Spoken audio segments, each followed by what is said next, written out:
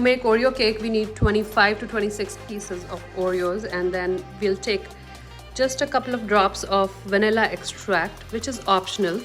I'm using half a teaspoon of baking soda and 1 1/4 cup of milk. For the ganache, I will take 1 cup of chocolate chips and 1 cup of heavy whipping cream. Let's get started. Add the Oreos to a blender and make a fine powder out of it. So here we have the fine powder ready. To this we will add the milk slowly. Give it a mix. The goal is to make a smooth batter out of it. Keep on mixing. So we want a lump-free mixture, which we have right now. For the next step, we have put our steamer on. So we have put the water for boiling. Once the water starts boiling, we'll set up our steamer.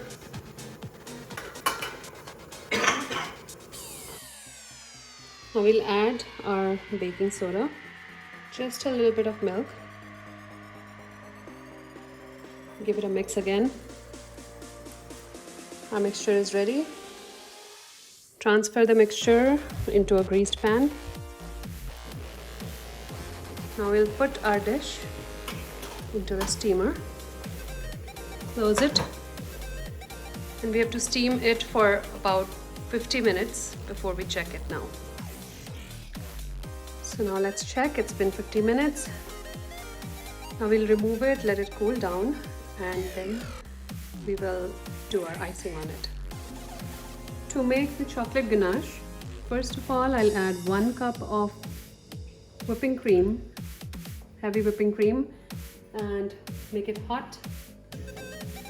As this starts to warm up, now it's hot.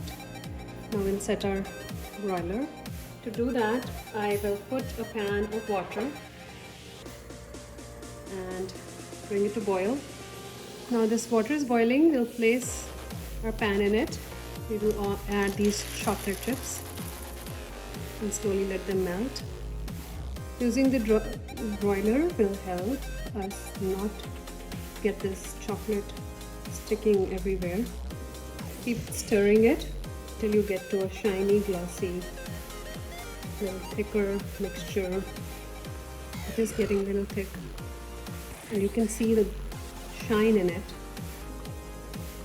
This has become really thick now. So Oreo cake has cooled down, and so has our ganache. Now we will pour the ganache on the top.